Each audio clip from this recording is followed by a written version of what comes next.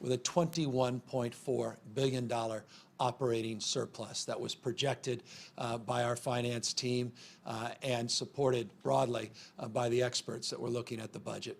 Remarkable. $21.4 billion operating surplus just 1 year ago in the state of California. We were effective in balancing last year's budget, so much so that our bond rating was increased last year. People were very appreciative that we were able to pay down this wall of debt that former Governor Brown talked so often about.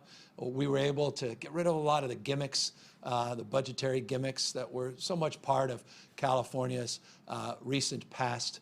We were able to move forward very deliberatively to be thoughtful about the utilization of those surplus dollars, putting record reserves, creating some additional reserve accounts, a safety net reserve account that we were able to bolster up.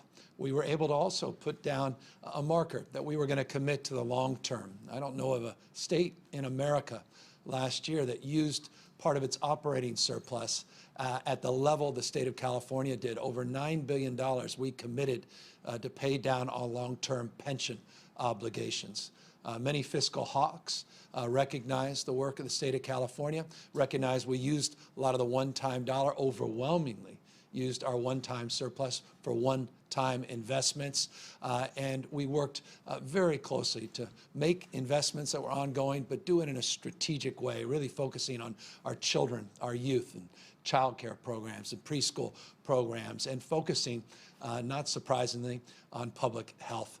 That was a year ago this week. Here we are now, a year later, and I want to just give you a sense of the enormity of the task now at hand. I submitted in January to the California legislature a projected budget into the new fiscal year. The projected budget, building on last year's efforts, also projected a surplus, roughly a $6 billion surplus we projected. This is 90 days ago, not a year ago. Just 90 days ago, we introduced a budget projecting another $6 billion budget surplus. We were referencing a few weeks later that we had hit a milestone, 120 consecutive months of net job growth. We had the lowest unemployment in modern recorded history in the state of California. People were feeling a great sense of optimism about our fate and future. We even started to see, stubborn though it was, some real progress in addressing the issue that defines so much of California's struggle, and that's the issue of disparities, this bifurcated hybrid reality that many live in, and those that were still struggling to recover from the 2008-2009 Great Recession. We were starting to close some of those gaps and start to address the issue of those disparities in poverty, income and wealth inequality, and the like. That was 90 days ago. Here we are today. Our Department of Finance put out a memo in anticipation of the release of our May revise and our budget. And you may have seen we're projecting tens of billions of dollars of shortfalls, all specifically related to COVID-19, all specifically related to this pandemic. In so many ways, it's not surprising. We've been foreshadowing this for many, many weeks. And of course, for many, many months, this has been foreshadowed as this is a global pandemic. And there's not an economy around the world that has substantively, at least, been immune, some a little less so, from the collateral consequences of this pandemic as it relates to their economy.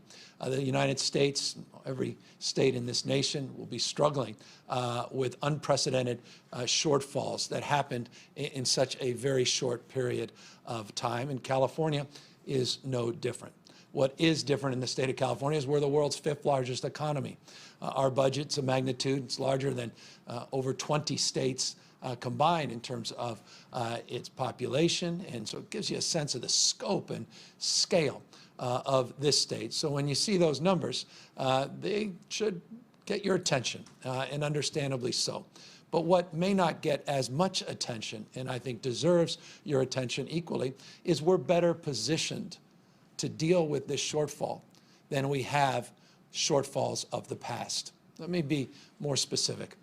California went through a very challenging time in 2003. The magnitude of that deficit was actually greater in percentage terms than the deficit we face. In 2009, that was a jaw-dropping challenge for that administration and that legislature. They were trying to balance roughly a $60 billion budget shortfall.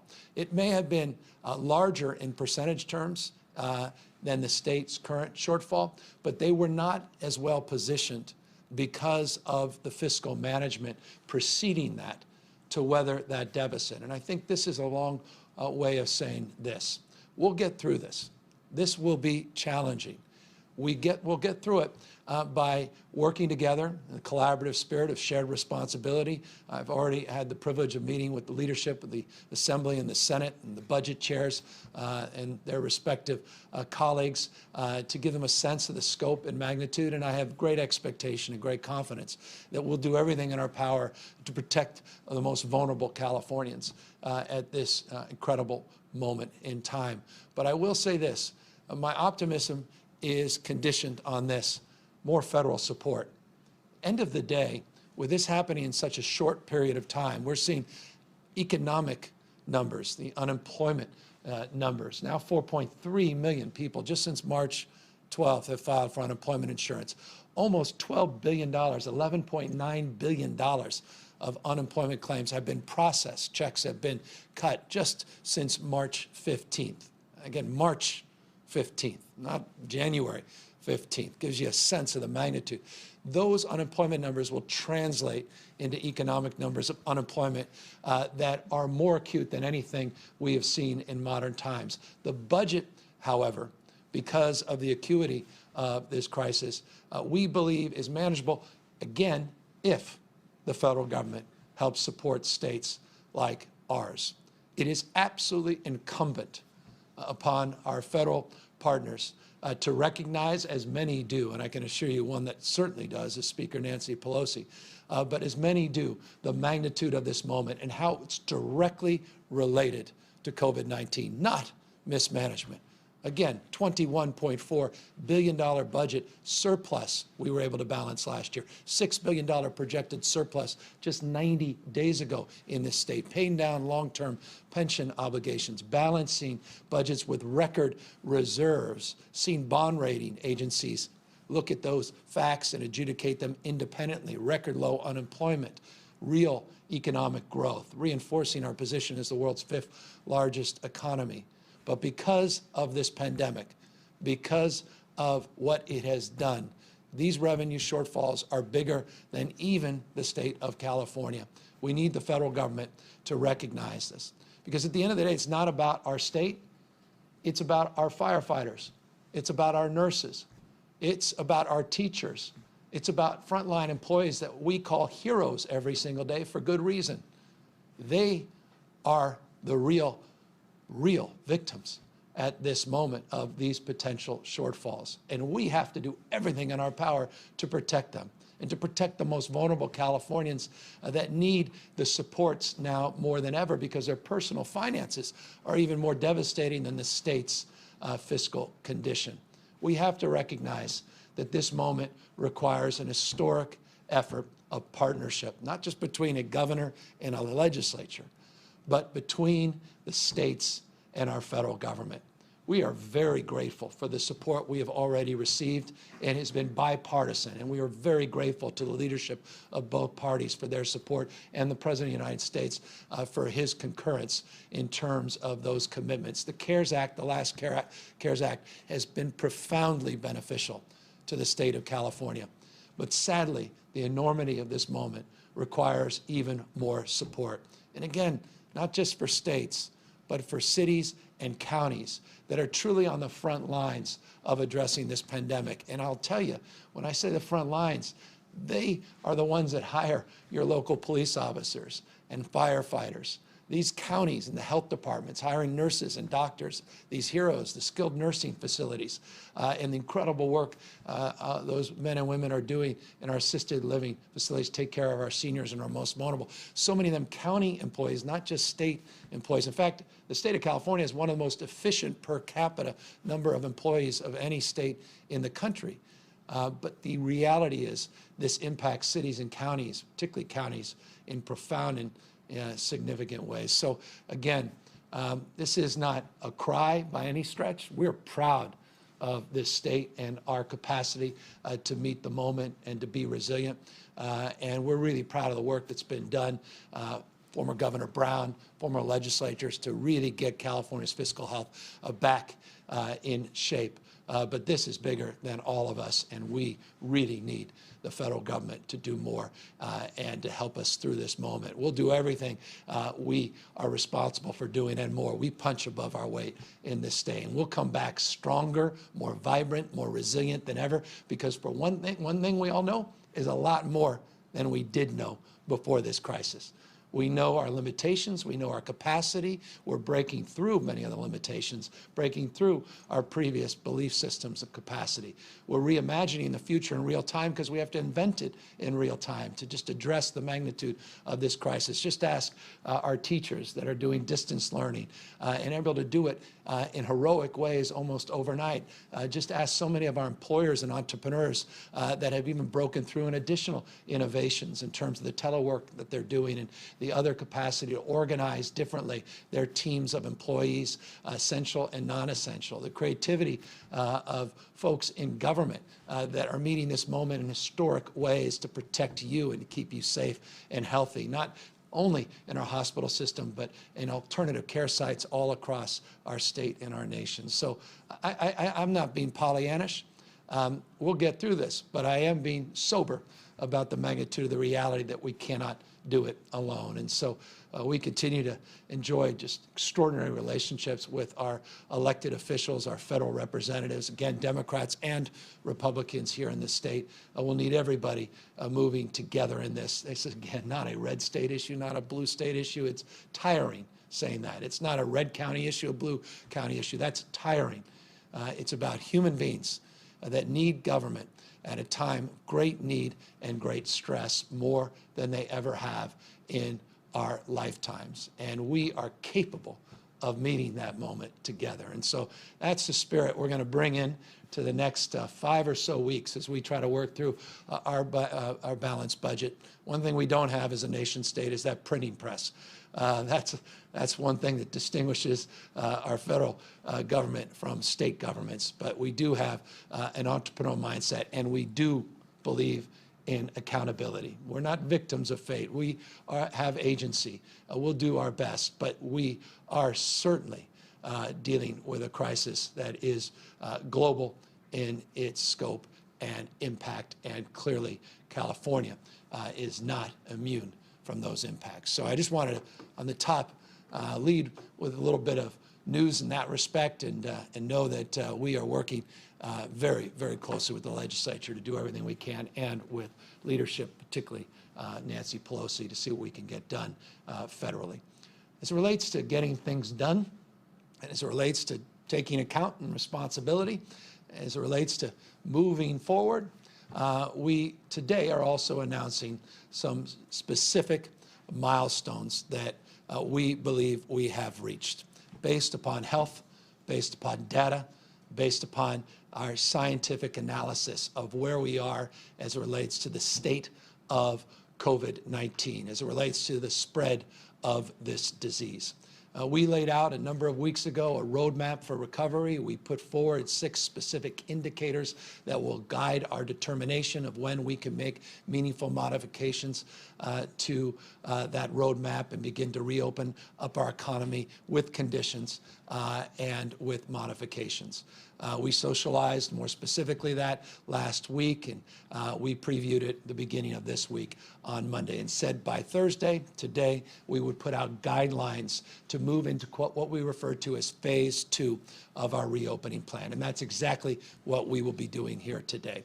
Dr. Galley in a moment will come up and go through a slide presentation and be much more specific about exactly what these guidelines offer and what they don't. We also will put out details about what we are looking for from counties that wish to go farther than the statewide modifications, all within the framework of stage 2. We have been working with counties, large and small, all across the state, including those that may have gotten ahead of themselves a little bit, try to pull them back in the spirit of collaboration and cooperation.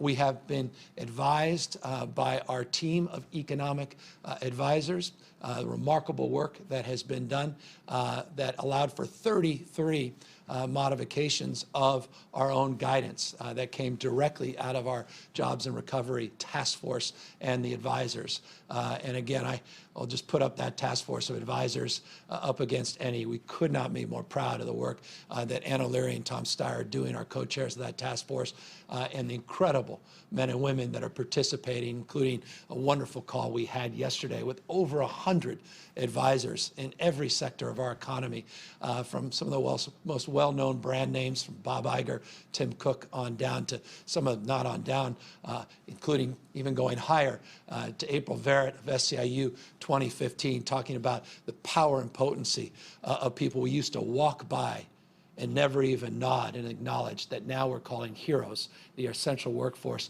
in our skilled nursing facilities. She put a human face, really punctuated what's at stake in terms of our economic recovery and how there's a socioeconomic dimension, there's a racial dimension in terms of these conversations. I couldn't be more proud of all of them, and they helped us advise this effort and helped us curate more specific guidelines that we are putting out here today. The guidelines we're focused on today are extending opportunities in the retail sector, the manufacturing sector, and the logistics sector, all with adaptations, all with modifications, but all with an eye on turning the page and moving into a new phase in terms of our economic recovery. Dr. Galley, again, will lay out more specifics in terms of each sector and what we're looking for, and also talk about what we're looking for in terms of getting deeper into this second phase and what that looks like from a dining in capacity, meaning opening restaurants, not just to take out, but providing the ability to dine in. We'll talk about outdoor museums potentially opening up, car washes, and the prospect of them opening up, series landscaping. I can go on and on. Dr. Galley will be more specific, more cogent in terms of that presentation here in a moment. But you get a sense that we're moving forward, but we're doing it always with an eye, being led by the data, by the science, by public health and these public health indices. He'll lay out what we're counting on, which is consistency in terms of capacity to meet these indicators on testing, on tracing, and tracking, on supportive isolation, on issues related to hospital surge, how we manage the needs of our most vulnerable Californians, seniors, homeless, those that are incarcerated or in custody that are vulnerable to this pandemic, the challenges of making sure that we're doing appropriate community surveillance so we're tracking spread in real time. And if we see numbers go up in a way that causes stress in the system, the ability to toggle back, the ability to move back in a more restrictive direction. These are specific responsibilities of these counties if they want to go further, specific responsibilities of the state if we want to continue to make progress that we have to monitor in real time. The testing is getting better. Over 843,000 tests now we've done in the state of California, 30+ thousand more tests just in the last 24 hours. We put out that new testing site yesterday. I encourage you, if you didn't hear about it, you know about it, COVID-19, on the covid19.ca.gov website. You can log in your zip code and you'll see how close you are, approximate you are to a testing facility. We got these 86 new testing sites being distributed all throughout the state of California. Almost all of them are in place. There was some logistic questions, but we've identified locations for all of them. Most are now up and running, rural California, not just inner city California. Still a lot of work to do. There's still some testing deserts in the state, but we put that site up because we're starting to see real progress in the testing. Yesterday, I announced that our partnership with UCSF, we started that first cohort. They started filling out registrations yesterday in the first cohort to get the virtual training for our tracing corps that we're putting together, this army of disease detectives, where we're going to try to get 10,000 in our first phase, building on the existing infrastructure of just shy of 3,000 people that are already doing this work throughout the state of California. But testing and tracing are foundational in terms of this effort to move in the second phase. And as I said yesterday, the critical nature of PPE, the critical nature of getting masks, not just for those that are in the front lines in our healthcare sector, but broadening the front lines to the grocery lines, broadening them to transit lines, broadening it to the factory lines and those that are manufacturing and doing delivery lines and logistics to make sure that they have adequate PPE. And so progress in that place as well. So we'll monitor all of this in real time. We'll do everything we can to partner with counties. Some may see these variations and the requirements to get into the second phase more deeply as impediments. We see them as common sense public health requisites. We recognize flexibility is important, and we recognize that we have certain ideas and answers and solutions, but we don't have all the ideas, answers, and solutions, and we are humbled by that as well. So it's a way of expressing this. We look forward to working with our local partners to pull them in and to help them help move forward into this deeper phase two. And I'll just conclude on that point by just reminding you that the foundational predicate is self-certification, but self-certification with conditions. These counties that want to move into deeper part of the second phase have to do so in concurrence with their hospital system, in concurrence with their boards of supervisors in the counties, and with all of these tough questions answered on testing, tracing, and surge, and protecting vulnerable communities before they move into the phase. We'll provide technical assistance, and of course, we're open to argument, interested in their unique conditions and circumstances, and we'll try to provide some flexibility. But again, it's a health-first frame. And if they can't meet it on the basis of data and facts, on trend lines, on hospitalizations, on ICU data, on death data, and positive data, then we're not able to accommodate that. And we'll be compelled to enforce it in a thoughtful and judicious way. We're confident, though, the vast majority, there'll be exceptions, people in the spirit of collaboration will work with us to work through those issues. And we recognize we have a lot of work to do ahead of us in that space. By the way, the guidelines for these variances into the second phase will be out next Tuesday for many, many of the sectors that can potentially get the benefit of these variations. And so that's a preview for next Tuesday as well. And I've said enough. Now let me have my doctor, your doctor, expert in this space, say the most important part about this guidelines and guidance. And of course, at the end, we'll be available to answer any questions. Dr. Galley. Thank you, Governor. It's great to be with you again. Today, as the Governor said, I want to walk you through what we look forward to beginning tomorrow in terms of additional sectors that are coming back to business, as well as talk a bit about the regional variance process that we've been hard at work describing here and are ready to put out in the next day. So this is a reminder that California's decision to modify the stay-at-home order is based on science, data, and public health. And we have for weeks, months now, been looking at that data, been updating you on a daily basis, as well as explaining how we believe we are in what we call our range or zone of stability with our hospital data and our death data across the state. And that gives us confidence to move into this stage 2 of modifying our stay-at-home order. What does it mean to move into stage 2? It does not mean a return to normal. We know that COVID-19 is still spreading. Daily, the governor updates the number of new cases. Even despite increased testing, we still see a number of new cases. Despite an increased ability to do contact tracing, we still know that the virus is alive in California and that your good efforts have helped us suppress it quite a bit, but it is still there spreading. And we know that we're going to gradually reopen California only as we can reduce the risk to all Californians from contracting COVID-19. So what starts tomorrow, Friday, May 8th? We've been talking about that date now for over a week. We've talked about how retailers are going to be doing more curbside pickup, potentially delivery, and all done in that physically distanced way with those modifications.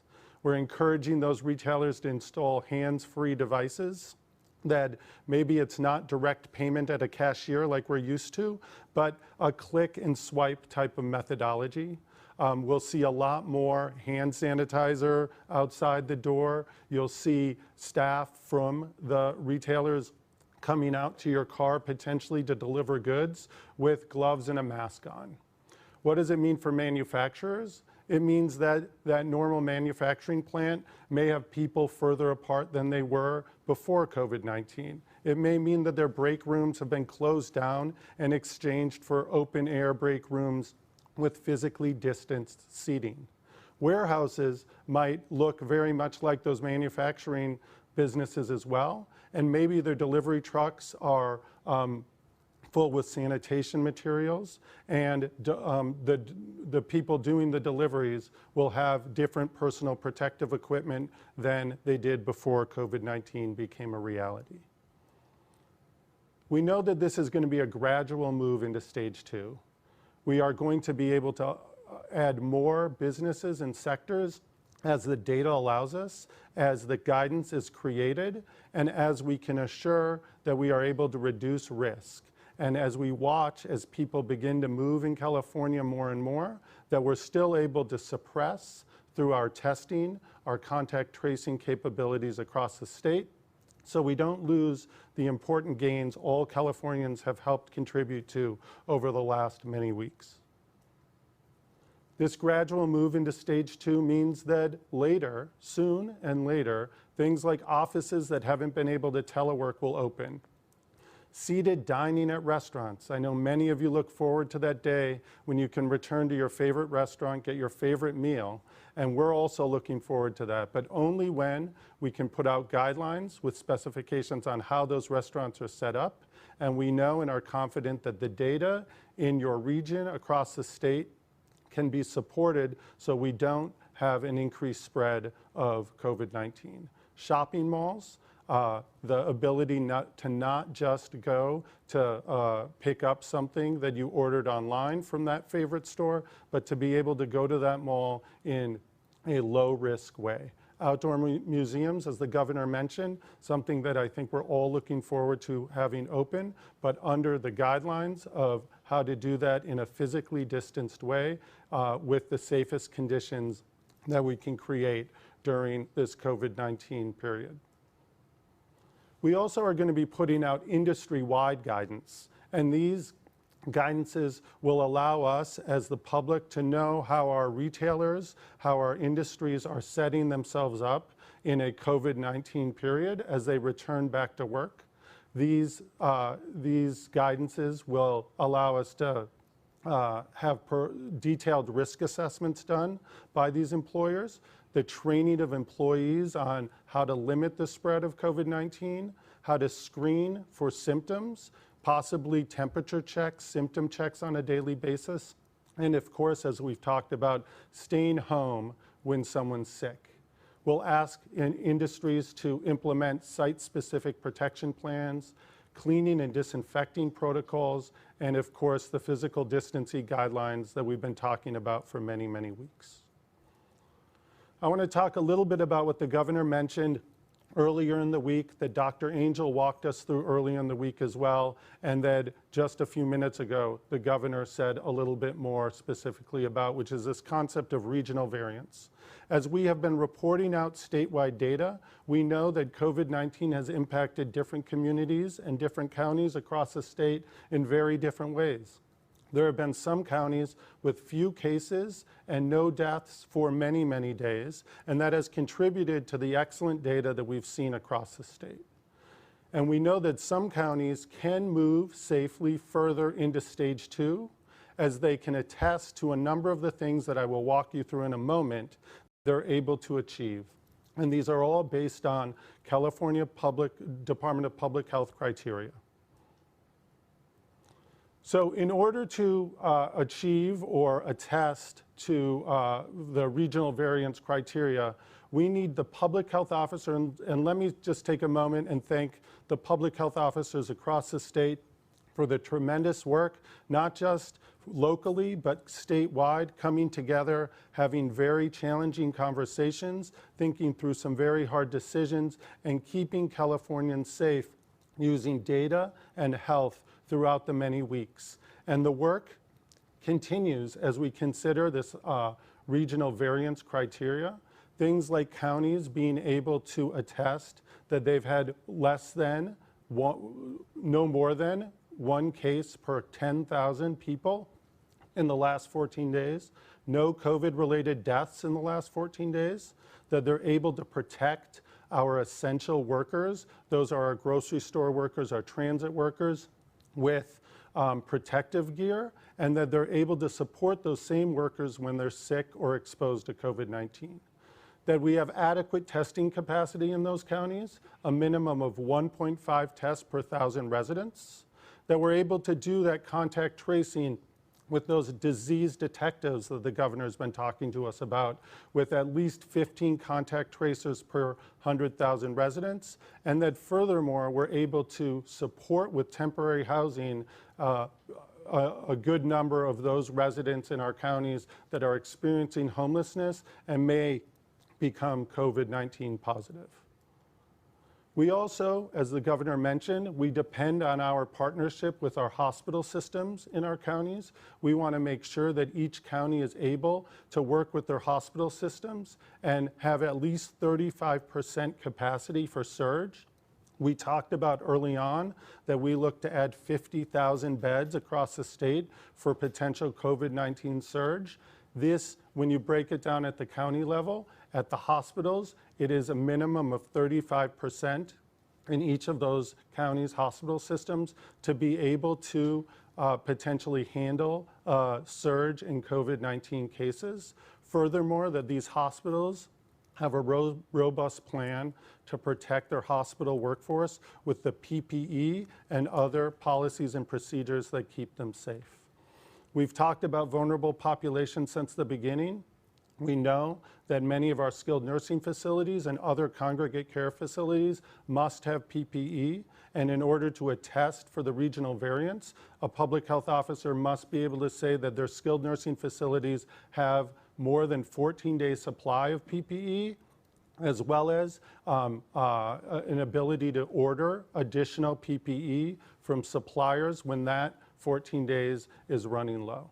And also, as the governor mentioned, we need to make sure that each county has the ability to understand their data and pull back from some of these modifications, slow down in some cases, reinstitute those modifications again in other cases based on their data and their own county-wide situation.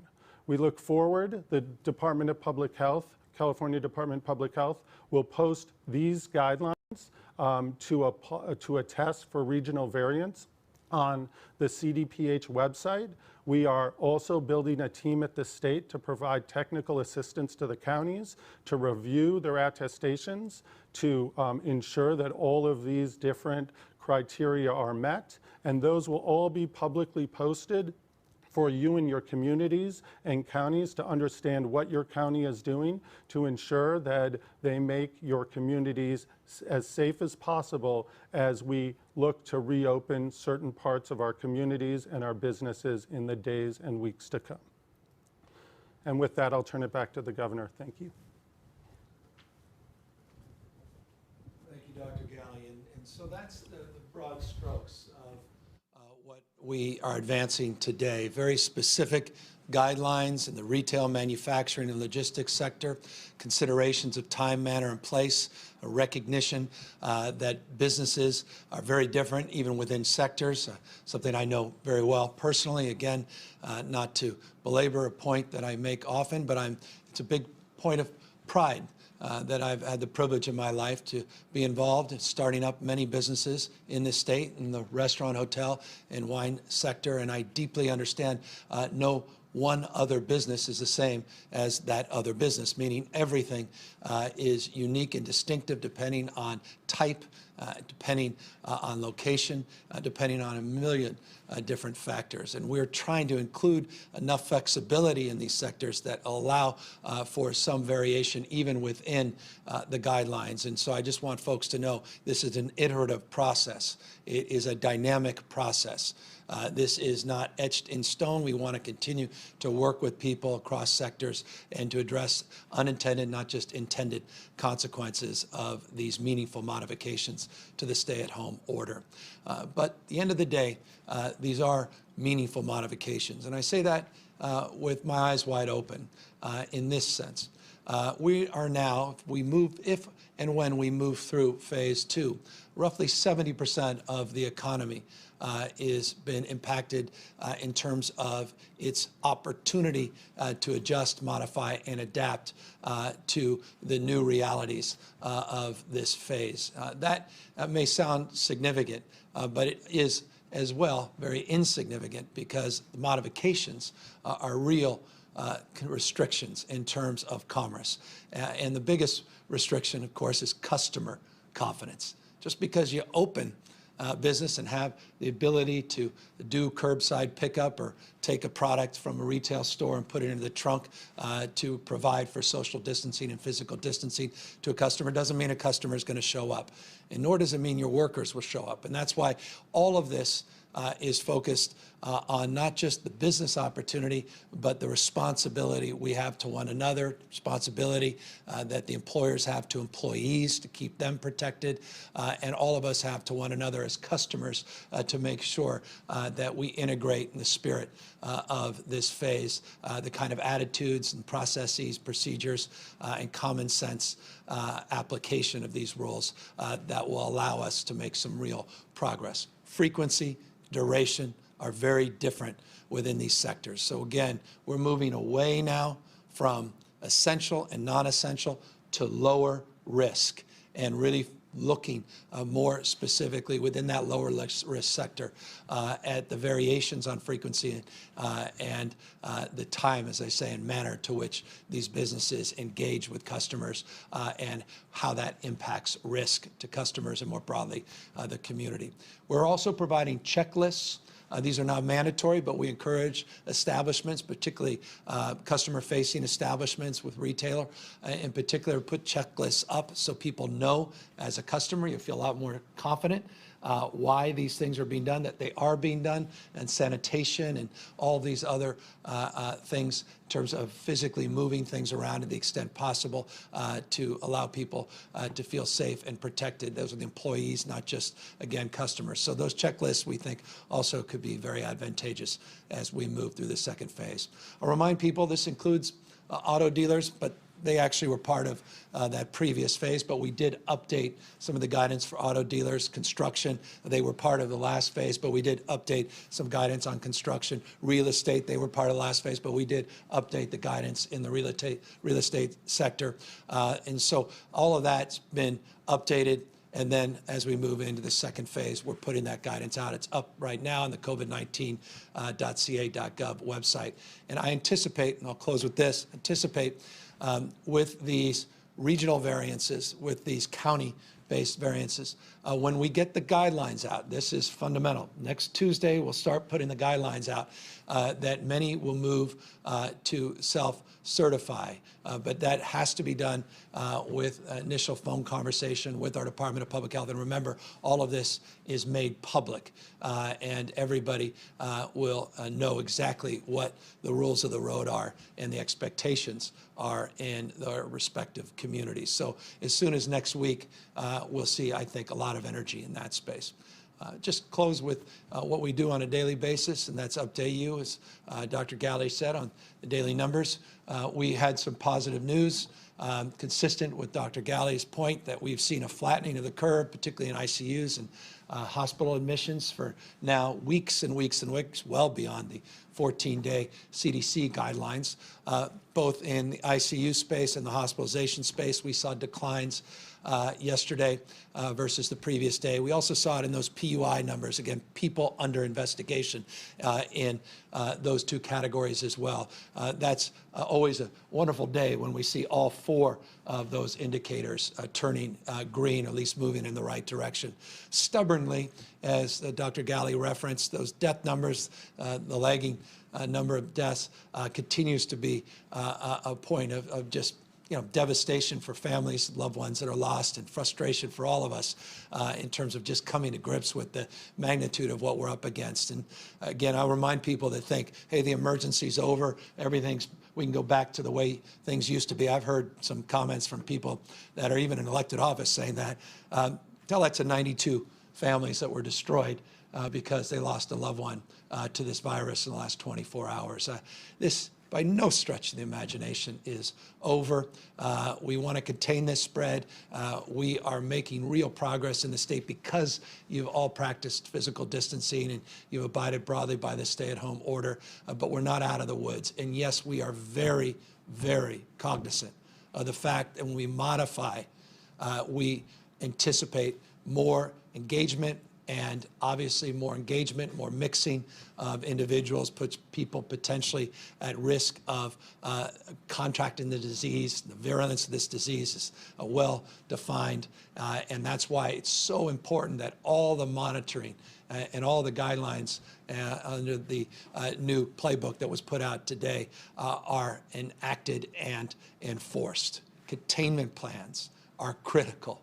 These protection plans are foundational for our success, so we can continue to move through this next phase into that third phase, and then ultimately that final phase, that fourth phase, when we have immunity, we have a vaccine, and we can go back to festivals and concerts and huge sporting events that define so much of our lives and enjoyment and entertainment before this crisis. But we've got a lot of work to do before we get there, and that work will be decided by you, our individual behaviors, and how that impacts others, and collectively our efforts here to modify will be predicated on the data that will decide and determine as quickly as we move into the next, or how quickly we move into those next phases. So that's broad strokes what we wanted to offer here today, and we of course look forward to answering any questions, and Dr. Galley is here as well to be more specific in responses related to these modifications.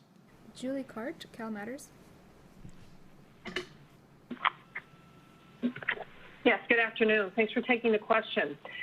Governor, this is regarding the vendors that your administration is paying for supplies and services in response to the coronavirus.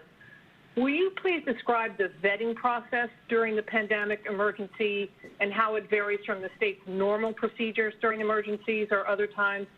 And do you think the vetting has been sufficient, given that the state has wired $500 million to a company that has been in business just 3 days? Yeah, and that money was brought back, as you know well, and not a dime was lost in the state of California. We were in the Wild Wild West period in the early part of this pandemic. Those dollars were protected, and protocols were put into place that were much more strengthened after that specific incident. The good news is I have the director of the Office of Emergency Services, Mark Gilladucci, can speak more specifically to the protocols and procedures that are in place and relate his confidence in what we're doing currently as it relates to those vendors. Thank you, Governor, and thanks for the question.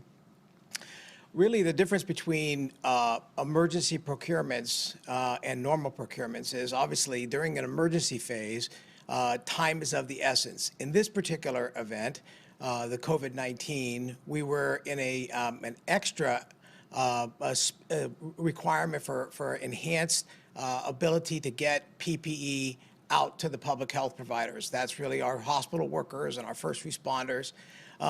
This also was a little bit more complex in that we were dealing with a condition where we had worldwide shortage of a common commodity that literally every healthcare provider and government in the world was trying to obtain.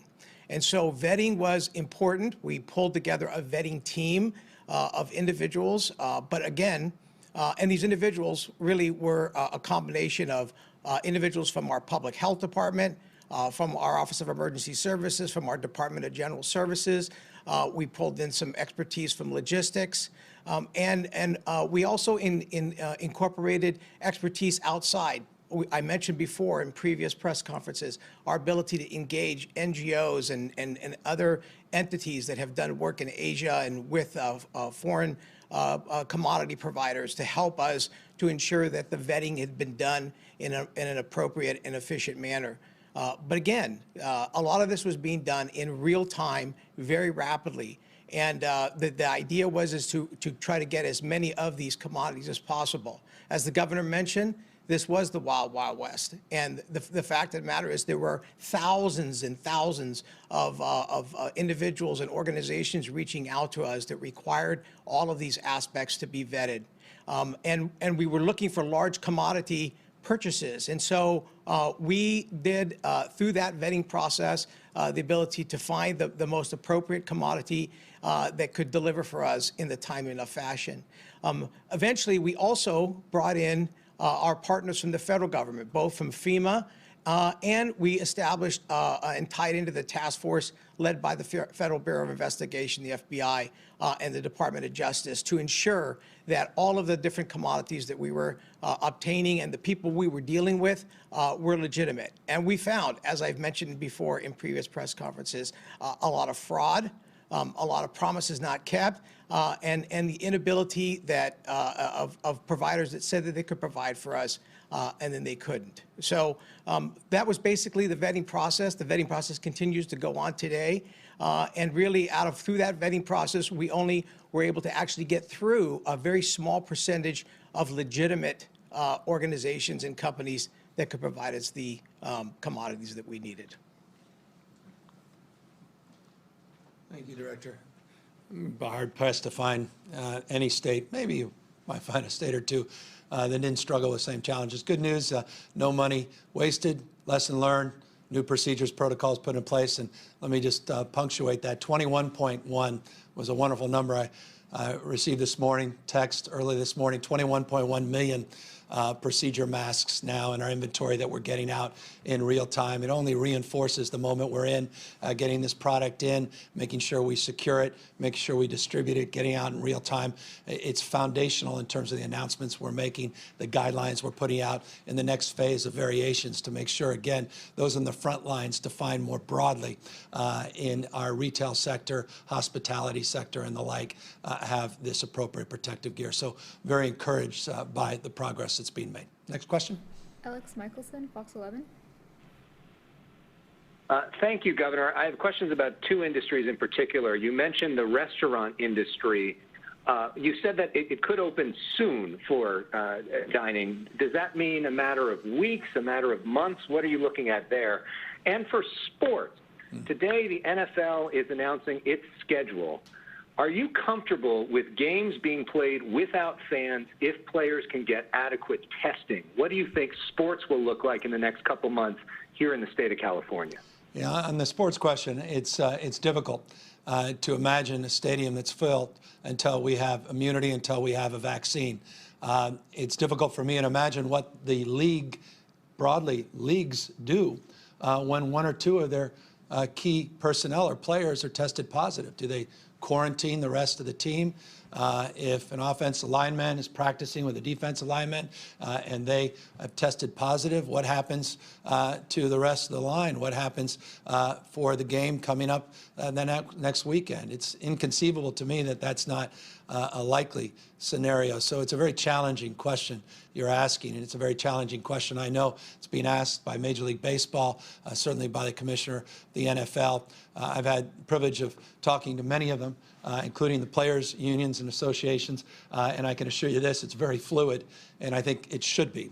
They should be very, very sensitive to the needs of the communities of which they are identified and where they practice and play, but we are working collaboratively and cooperatively across the spectrum, and that includes soccer, includes UFC, includes many different leagues and affiliations, all that really want to get back. And I think many of us, I've talked a lot about my own background in baseball and why substantially I'm here because of what sports did for me. So when I say this, that I'm passionate about sports, I really am, and how uniting sports can be at a time when people feel so torn apart and so anxious.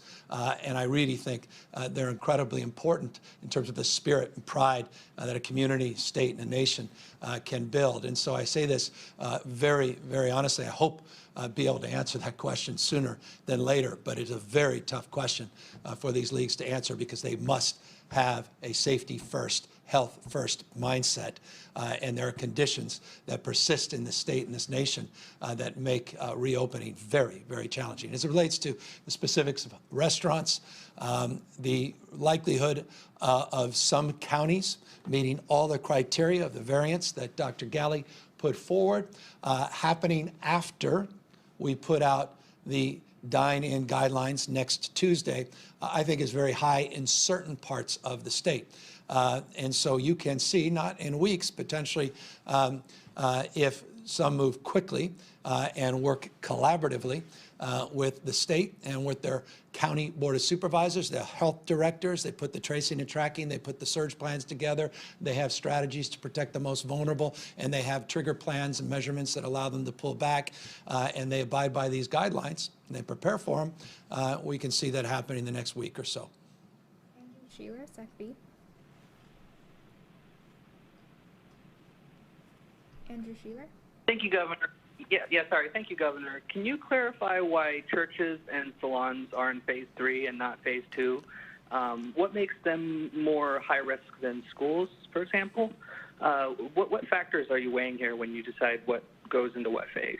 Yeah, we're looking at the science, epidemiology, looking again at frequency, duration, time, and looking at low risk, high reward, low risk, low reward, looking at a series of conditions and criteria, as well as best practices from other states and nations. All of those things and the advisory committees that we have go into making that determination. Let me be specific now to nail salons.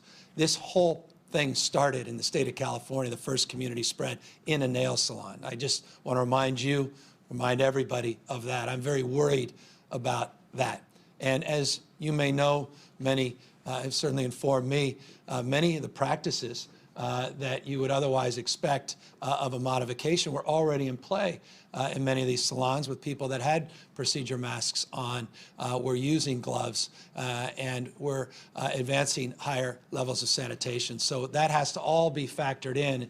And candidly, our health directors, the experts, the counsel that I've received are very worried about moving precipitously into that next phase. We hope to get it in the next new phase shortly, but right now, all of our health indicators and health directives that I received from health directors across state put some red flags in that space. As it relates to churches, you may know this, may have written about this, and if you have, thank you, and if you haven't, I would encourage you to take a look. A few weeks back, we added guidelines and clarified for faith-based leaders. We worked, I had a series of phone calls and Zoom calls and conferences with faith-based leaders, maintaining that in the current phase 1, that they can continue as essential the incredible work that they do serving the community, our homeless, our seniors, and our children, again, with the guidelines we put out in child care that is provided by many faith leaders across the state. So there are substantial augmentations that were already made in that space for faith communities. Our fear is simply this: congregations of people mixing from far and wide, coming together, proximate in an enclosed space at large scales is a point of obvious concern and anxiety. It's not unique to the state of California, but know that we are already working on guidelines for physical distancing and working with faith leaders, looking at the unique conditions that exist and reside within their own facilities that may make some further accommodations in that space happen earlier. So again, none of this is etched in stone. I'm very sensitive. I grew up in the church, Notre Dame de Victoire, talk often about Father Cause, growing up well, I don't want to overdo it here, but we say grace every night before dinner with the family. I take very seriously those concerns about people of faith, and know that I'm very sensitive to those that want to get back into church and into these facilities, and we're going to see what we can do to accommodate that, but the health of those communities is foundational as well. Bigad Shaban, NBC Bay Area. Thanks for taking my question, Governor. I want to talk to you about action you've taken relating to evictions. Tenants in California are still getting eviction notices, and some housing advocates say that's because the order you signed to halt evictions is fairly weak. Are they right?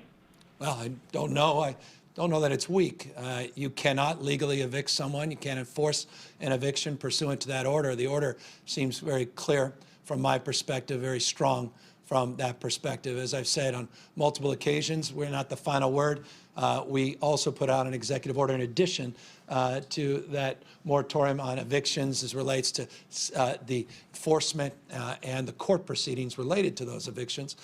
We also made it clear through an additional executive order that counties and communities, cities like LA have, and I think San Jose, SF, others can go further now with more clarification of the rules of the road.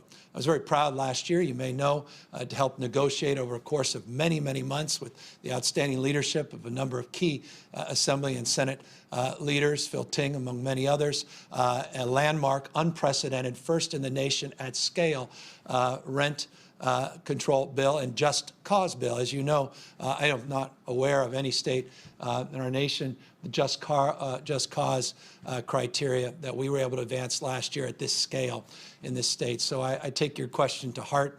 I take the concerns around tenants very seriously. And as I've maintained to you in previous questions in the past and others that have inquired, I also am cognizant that these executive orders have timelines and expiration dates, and we're attending to over a few dozen that are in that category and looking to extend them and, in the spirit of your questions, potentially strengthen them as necessary or augment them as may be the want of some.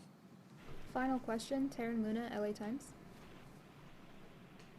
Governor, many retail stores in California are already offering the curbside pickup that you said can resume on Friday. So other than this being a big symbolic shift of the beginning of the reopening of California, what is actually going to be any different tomorrow? Well, now they'll have health guidelines that support those efforts. To the extent you're saying people have moved forward without the concurrence of the state, that may be the case. So I think it's significant that the state of California is authorizing this legally, allowing certain jurisdictions to maintain more strict guidelines, as you know well.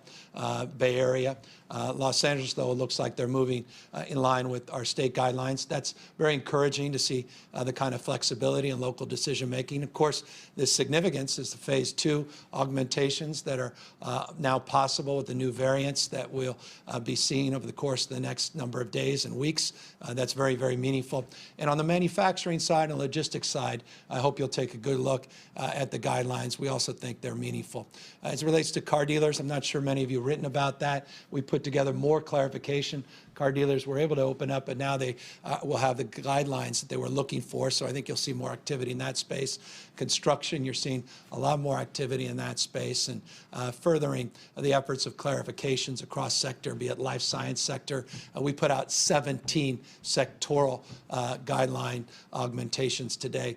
You'll see a lot of that we think will increase activity and appetite for people to move cautiously into this next phase. Let me thank everybody, as always, for their time and attention, for the questions, for the stewardship. Let me continue to maintain that all of this is subject to this change, that we live in a dynamic environment. This pandemic is still with us. This disease continues to spread. We saw, again, more positive cases yesterday than the previous day, 1,799 more positive cases that we identified. We are making progress. We are flattening the curve. We're beginning to bend it. ICUs and hospitalizations, but we're not out of the woods yet. This emergency has not passed us by, and we need to maintain our vigilance, maintain our distance physically from one another, and continue to do our best to meet the spirit of these guidelines and not get ahead of ourselves at peril that we see this disease come back in fury and a second wave that makes the first wave pale in comparison. We are not out of the woods yet.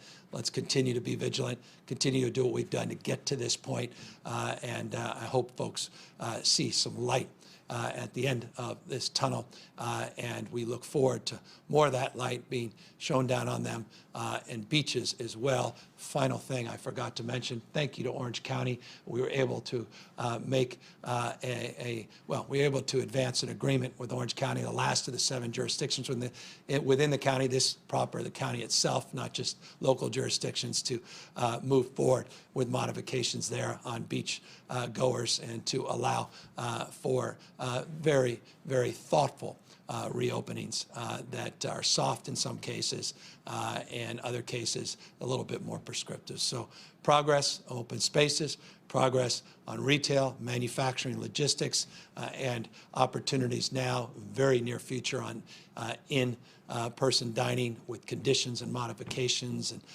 on car washes and a series of other things, offices included, outdoor museums in that next phase that we look forward to seeing with all these modifications and variances being self-attested very, very soon. Take care, everybody.